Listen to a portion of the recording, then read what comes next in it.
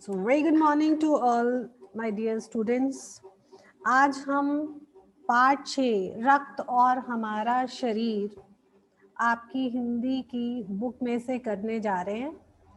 और रक्त किसे कहते हैं? रक्त किसे कहा जाता है? रक्त हम खून को कहते हैं, ये हम सब जानते हैं, आप भी जानते हो। तो इस पाठ के लेखक यतीश अग्रवाल जी हैं। ध्यान से सुनना है। Hridaypal, you please sit down and sit quietly and listen the chapter. इस पाठ के लेखक श्री यतीश अग्रवाल जी हैं।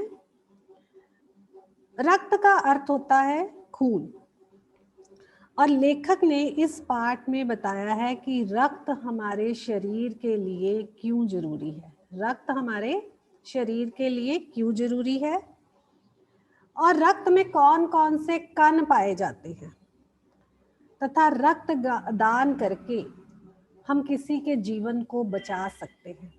हर व्यक्ति जो 18 साल से जिसकी उम्र अधिक है वह रक्तदान कर सकता है, और रक्तदान करके हम किसी के जीवन को बचा सकते हैं। तो आइए इस पाठ को शुरू करते हैं। सभी स्टूडेंट्स के हैंड में पेंसिल होनी चाहिए, ताकि अगर आप किसी शब्द का अर्थ में बता रही हूँ तो वो आप नोट कर सको साइड बाय साइड। और सभी की फिंगर होनी चाहिए जो लाइन हम पढ़ रहे हैं, ताकि आपको पूरी क्लैरिटी हो जाए। I am going to start the chapter. Divya Anil की छोटी बहन है।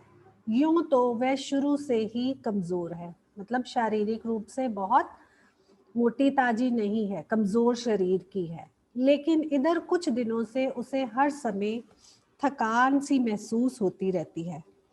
मन किसी काम में नहीं लगता। भूख भी पहले से कम हो गई है। मतलब कहने का भाव कि दिव्या अस्वस्थ है, दिव्या बीमार है।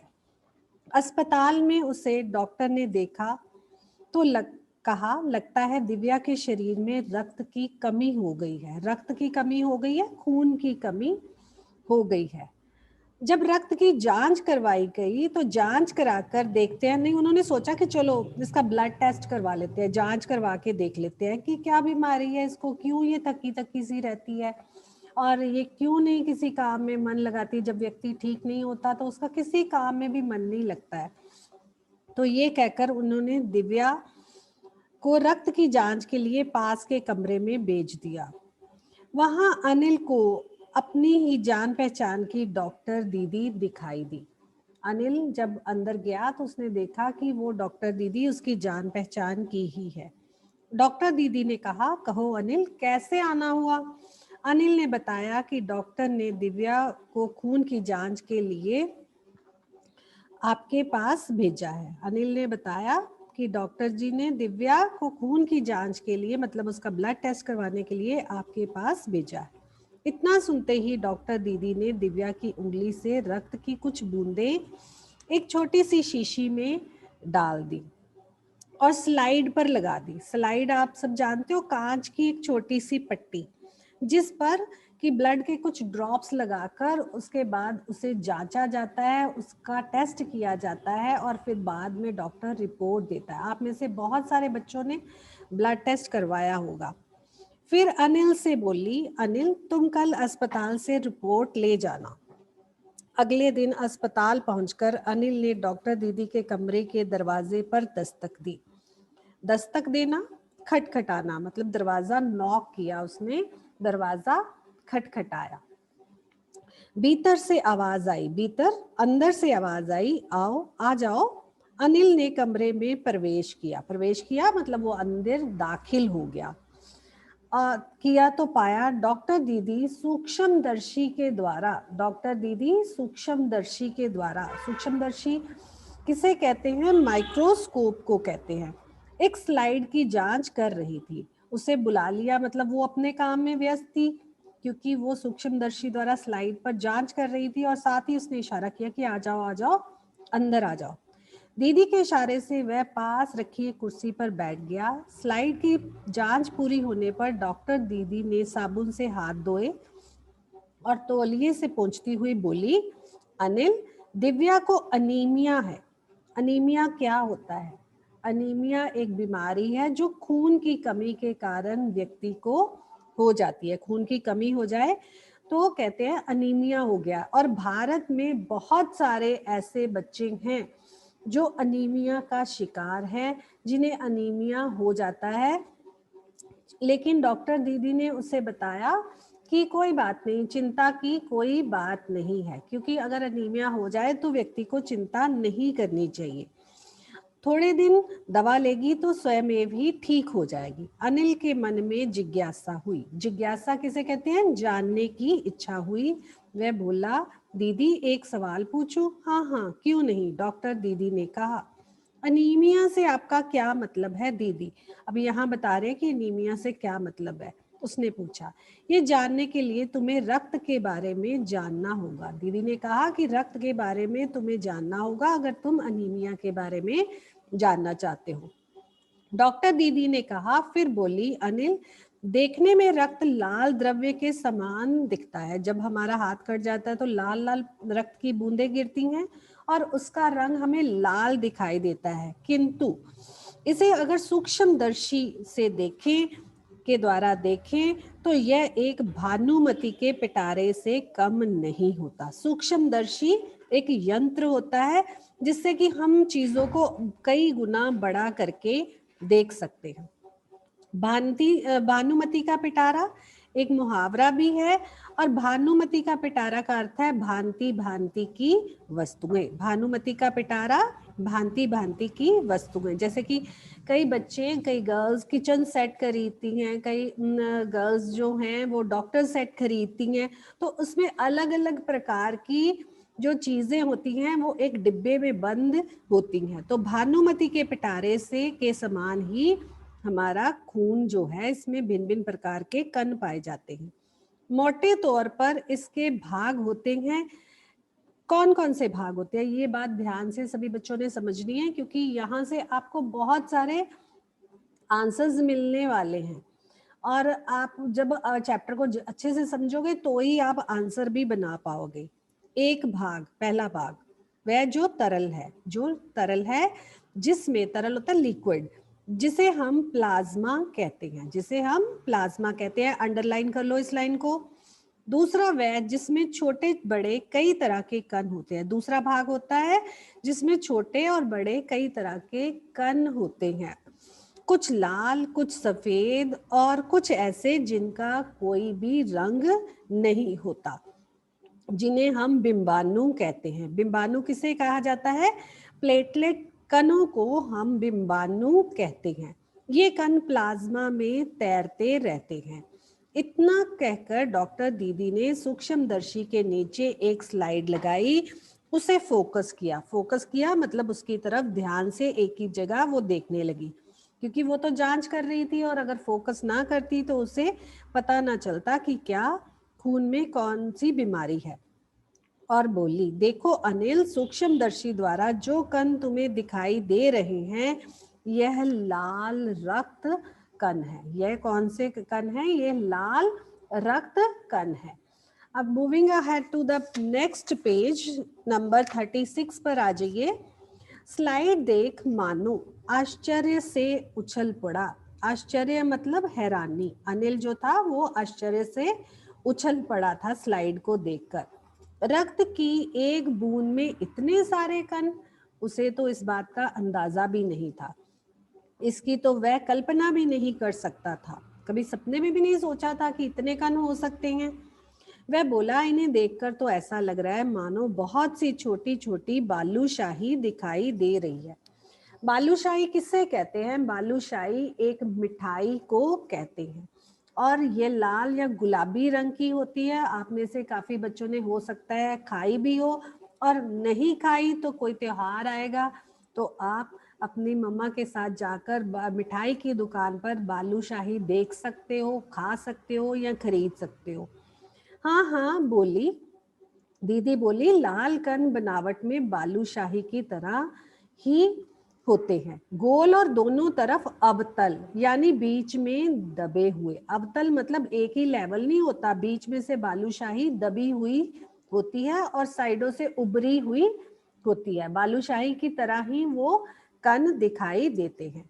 रक्त की एक बूंद में इतनी इनकी संख्या लाखों में होती है और इन कणों की संख्या रक्त की एक बूंद में, मतलब संख्या का अर्थ होता है गिनती, लाखों में पाई जाती है। यदि हम 1 मिलीलीटर रक्त लें तो उसमें हम 40 से 55 लाख 55 मीन्स 55 40 से लेकर 55 लाख तक कण मिलेंगे हमारे पास।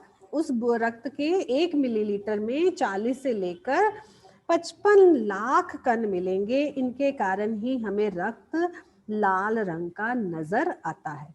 ये कण शरीर के लिए दिन रात काम करते हैं। सांस लेने पर साफ हवा से ऑक्सीजन तुम प्राप्त करते हो, उसे शरीर के हर हिस्से में पहुंचाने का काम भी इन लाल रक्त कणों का ही होता है। इनका जीवन काल लगभग 4 महीने का होता है। जीवन काल होता है आयु, इनके जीने का समय जो है, काल होता है समय। तो आयु इनकी लगभग 4 महीने ही होती है। 4 महीने होते होते फिर ये नष्ट होने लगते हैं, लेकिन एक साथ नहीं नष्ट होते। ये नहीं कि सारे एकदम ही नष्ट हो जाते हैं। अगर सारे एकदम नष्ट हो जाए तो व्यक्ति बीमार पड़ जाएगा। धीरे धीरे नष्ट होते हैं, कुछ आज, कुछ कल, कुछ उससे अगले दिन, कुछ उससे अगले दिन। तब तो कुछ ही महीनों में ये खत्म हो जाते होंगे, अनिल ने पूछा। ये सुनकर डॉक्टर दीदी मुस्कुरा दी, मतलब वो हंसने लग गई। उसने मुस्कुराकर कहा कि नहीं नहीं, ऐसा नहीं होता, धीरे धीरे ये खत्म होते हैं। और साथ ही साथ उसने बताया कि शरीर में हर समय नए कण बनते भी रहते हैं, जो नष्ट कणों का स्थान ले लेते हैं। जो खत्म हुए हैं, नष्ट होना मतलब जो खत्म हो गए कण है, उसकी जगह नए कण जो बनते हैं वो उसका स्थान ले लेते हैं, उसकी जगह ले लेते हैं। हड्डियों के बीच में एक भाग मज्जा में ऐसे बहुत से कारखाने होते हैं जो रक्त कणों के निर्माण होता है बनाना, कार्य में लगे रहते हैं। रक्त कणों को बनाने में लगे रहते हैं। हड्डियों के बीच में एक मज्जा में वो कारखाने होते हैं जहां पर रक्त कणों के वो निर्माण कार्य में लगे रहते हैं, मतलब रक्त कण बनाते रहते हैं। इनके लिए इन कारखानों को, अब कारखानों को चलाने के लिए कच्चे माल की आवश्यकता होती है। अगर कच्चा माल ना हो तो वो क्या वहां पर उत्पादन करेंगे, क्या चीज बनाएंगे, कुछ नहीं बना सकते। तो ये कच्चा माल हमारे शरीर में कहाँ से मिलता है? जो हम प्रोटीन खाते हैं, जैसे कि हम अंडा लेते हैं, दूध लेते हैं, बहुत सारी प्रोटीन दालें लेते हैं जिनमें प्रोटीन पाया जाता है, जैसे पनीर लेते हैं, लो तत्व जैसे हरी सब्जियां लेते हैं, और विटामिन रूपी कच्चे माल की जरूरत होती है। जो भी हम डाइट लेते हैं उनमें भिन्न भिन्न प्रकार की चीजें पाई जाती हैं। उनमें प्रोटीन भी होता है, लो तत्व भी होते हैं, विटामिन भी होता है, जैसे कि नींबू में विटामिन सी होता है। तो ये वो कच्चे माल के रूप में ले लेते हैं। ये पौष्टिक पौष्टिक जो पोषण से भरपूर हो, न्यूट्रिशियस डाइट जिसे कहते हो, पौष्टिक आहार, न्यूट्रिशियस डाइट को कहा जाता है। हरी सब्जी, फल, दूध, अंडा, गोश्त, गोश्त किसे कहते हैं? मांसाहारी भोजन को कहते हैं, में ये तत्व उपयुक्त मात्रा में होते हैं। उपयुक्त मात्रा में मतलब उचित मात्रा में होते हैं। इसलिए बच्चों को हरी सब्जियां भी खानी चाहिए, फल भी खाने चाहिए, दूध पीना चाहिए। अभी मैंने बिगनिंग में ही बताया कि हर बच्चे को दूध पीना चाहिए। हाँ, अगर आप नॉन वेजिटेरियन हो तो आप मांस या मछली ले सकते हो, अंडा ले सकते हो। अगर आप वेजिटेरियन हो तो आप फल ले सकते हो, हरी सब्जियां ले सकते हो, पनीर ले सकते हो। तो ये सब चीजें उपयुक्त मात्रा में होती हैं। यदि कोई व्यक्ति, अब moving ahead to the page number 37 पर सभी स्टूडेंट्स आ जाओ, राइट, जस्ट अ मोमेंट।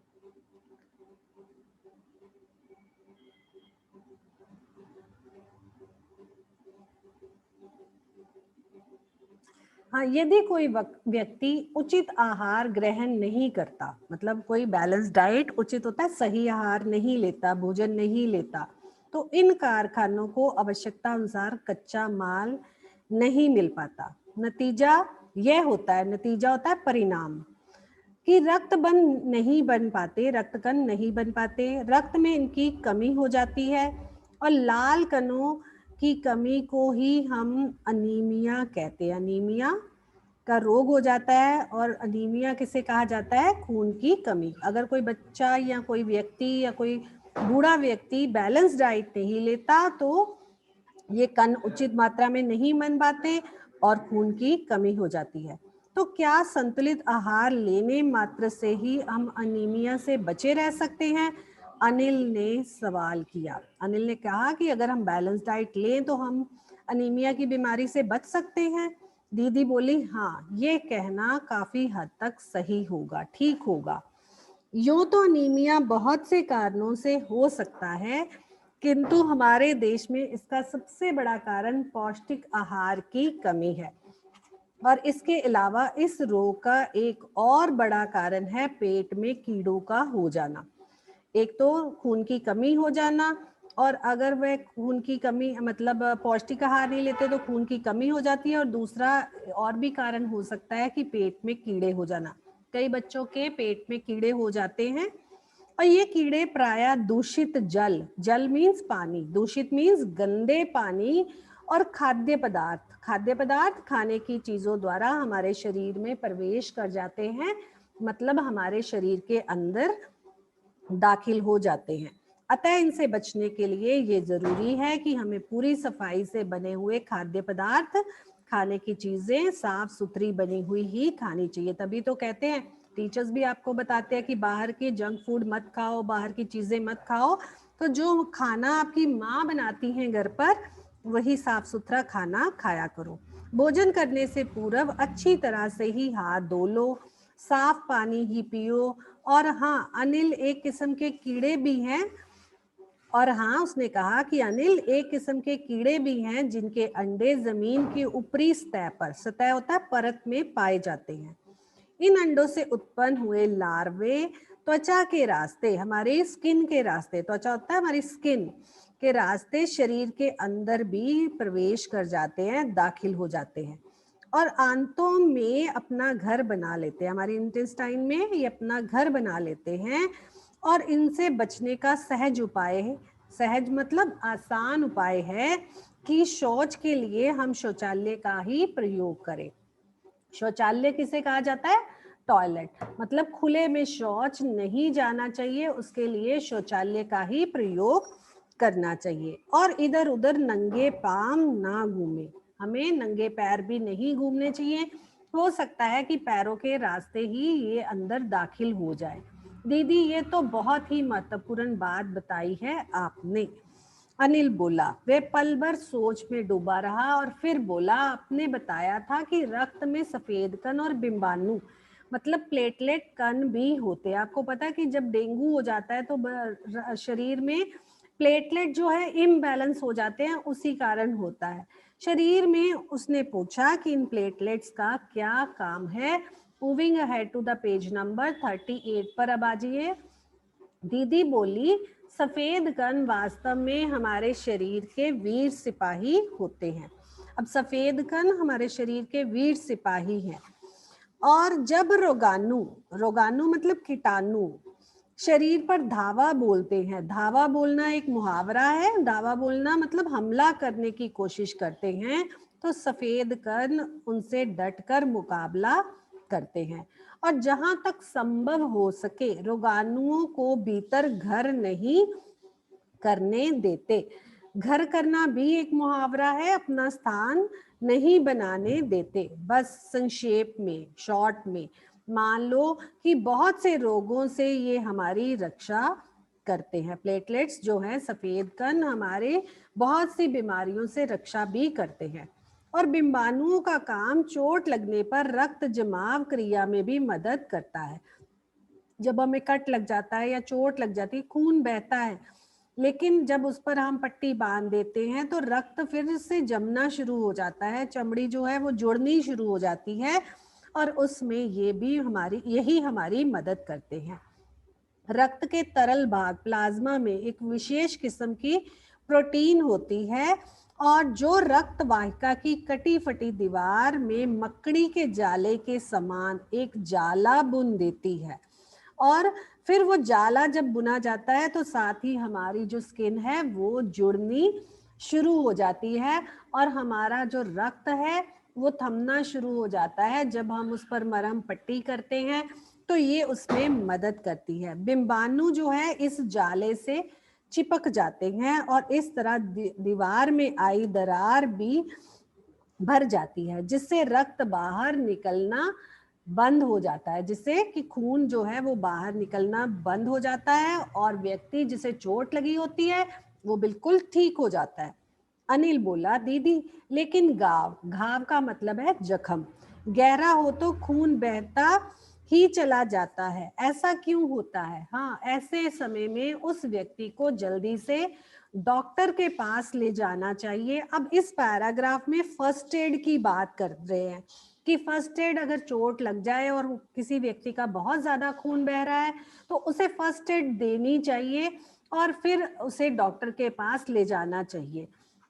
और ऐसी स्थिति से निपटने के लिए कुछ टांके भी कई बार जब कट गहरा हो तो लगवाने पड़ सकते हैं, किंतु डॉक्टर के पास पहुंचने से तक हमें चोट के स्थान पर कसकर एक साफ कपड़ा बांध देना चाहिए, और दबाव पड़ने से रक्त का बहना भी कम हो जाता है, और जो उस व्यक्ति के लिए काफी लाभ भी हो सकता है। कई बार तो जान भी जा सकती है अगर बहुत गहरी चोट हो, और लेकिन हम अगर उसको फर्स्ट एड दे दें तो उसकी जान बच जाती है। किंतु अगर रक्त बह जाए तो रक्त चढ़ाने की कई बार व्यक्ति को जरूरत भी पड़ती है। अगर मेजर एक्सीडेंट होता है किसी का तो बहुत सारा ब्लड लॉस हो जाता है, तो उस समय उसको एक्स्ट्रा ब्लड भी चढ़ाया जाता है, दीदी ने उसे समझाया। फिर उसके बाद अनिल ने कहा, क्या ऐसे समय में किसी भी व्यक्ति का खून काम आ सकता है? दीदी बोली, अनिल, हर एक किसी का रक्त एक सा नहीं होता। आप में से भी बहुत सारे बच्चे हैं जिनके का ब्लड ग्रुप ए होगा, कईयों का बी होगा, कईयों का ओ पॉजिटिव होगा। तो उसने बताया, दीदी ने बताया कि हर एक का ब्लड ग्रुप जो है वो एक समान नहीं होता, तो मतलब हर किसी का ब्लड नहीं दिया जा सकता। हाँ, ब्लड मैच करके जरूर दिया जा सकता है। और कुछ विशेष गुणों के आधार पर रक्त को मुख्य 4 भागों में बांट दिया गया है। जरूरतमंद व्यक्ति के रक्त समूह ब्लड ग्रुप की जांच करने के बाद उसी रक्त समूह का खून उस व्यक्ति को चढ़ाया जा सकता है, जैसे अभी मैंने बताया। लेकिन जरूरत के समय यदि उस रक्त समूह का कोई व्यक्ति मिले ही नहीं तो अनिल ने पूछा, फिर क्या करें? अब पेज नंबर 39 पर आ जाओ कि अगर कोई व्यक्ति ना मिले आसपास तो फिर क्या करें? ऐसी आपात स्थिति के लिए, आपात स्थिति मतलब अचानक मुश्किल पड़ने पर की स्थिति के लिए ही ब्लड बैंक बनाए गए हैं। ब्लड बैंक इसीलिए बनाए जाते हैं। प्रायः हर बड़े अस्पताल में इस तरह के ही ब्लड बैंक होते हैं, और जहां सभी प्रकार के रक्त समूह का रक्त तैयार रखा जाता है। और किंतु इन ब्लड बैंकों में रक्त का भंडार सुरक्षित रहे, इसके लिए ये जरूरी है कि हम समय समय पर रक्तदान करते रहें। हाँ, दीदी ने कहा, क्या मैं भी दान कर सकता हूँ? अब यहाँ पर बताया कि क्या वो भी रक्तदान कर सकता है, तो दीदी बताएंगी कि 18 वर्ष से अधिक उम्र के स्वस्थ व्यक्ति, जिसे कोई बीमारी ना हो, व्यक्ति रक्तदान कर सकते हैं। एक समय में उनके लिए लगभग 300 मिलीलीटर मतलब एक बॉटल 300 मिलीलीटर रक्त ही लिया जा सकता है, और प्रायः यह समझा जाता है कि रक्त दान करने से ही कमजोरी हो जाएगी। लेकिन ये विचार बिल्कुल निराधार है, मतलब जिसका कोई आधार नहीं है, जो गलत है। हमारा शरीर इतना रक्त तो कुछ ही दिनों में बना लेता है, और वैसे भी शरीर में लगभग 5 लीटर खून होता है। यहाँ पर नोट करो कि कितनी उम्र का व्यक्ति रक्तदान कर सकता है, कितना खून एक समय में लिया जा सकता है, शरीर में कितने लीटर खून होता है, ये सभी नोट करते जाओ साथ साथ। 5 लीटर खून होता है। इनमें से यदि कुछ रक्त किसी जरूरतमंद जिसे आवश्यकता हो व्यक्ति के लिए जीवन दान बन जाए तो इससे बड़ी बात क्या होगी? दीदी ने समझाते हुए बोला, फिर तो बड़ा होने पर मैं भी नियमित रूप से रेगुलरली मतलब वो कहता है कि मैं भी नियमित रूप से रक्तदान कर सकूंगा। अनिल ने पूछा। अनिल ने कहा, शाबाश अनिल। शाबाशी देते हुए डॉक्टर दीदी ने कहा। डॉक्टर दीदी ने अनिल की पीठ ठोकते हुए कहा। पीठ ठोकना भी एक मुहावरा है, मतलब शाबाशी देना। तो ये था हमारा chapter. I hope you understand. और आज आपने सबसे पहली बात कि चैप्टर को बहुत ही अच्छे से रीड करना है। जो कठिन शब्द मैंने बताए हैं साथ ही साथ वो आपने अपनी बुक पर मार्क कर लेने हैं, और चैप्टर को रीड कर करके मेन पॉइंट्स जो मैंने बताती गई हूँ वो आपने साथ ही साथ मार्क कर लेने हैं। और जब आपको मैं बैक एक्सरसाइज